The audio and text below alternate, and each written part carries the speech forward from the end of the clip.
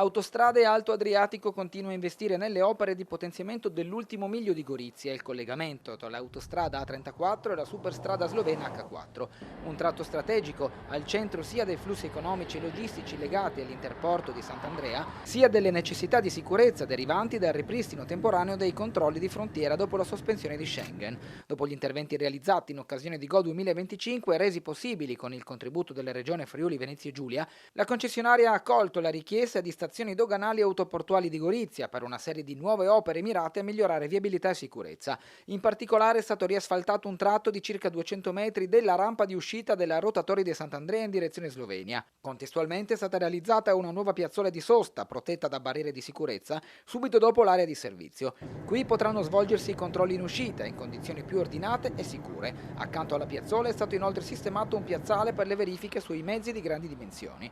Per agevolare le operazioni delle forze di polizia è stata creata anche una bretella stradale, delimitata da New Jersey, che consente ai veicoli di servizio di rientrare direttamente verso la rete viaria interna di stazioni doganali e autoportuali di Gorizia, senza attraversare la Slovenia. Un accorgimento che permette di semplificare le manovre e ridurre i tempi operativi. Gli interventi completano così un quadro più ampio di lavori che rafforzano la funzione logistica e doganale del nodo goriziano, garantendo al tempo stesso maggiore efficienza nei flussi commerciali e un più elevato livello di sicurezza lungo una delle principali porte d'accesso al Friuli Venezia Giulia e all'Italia.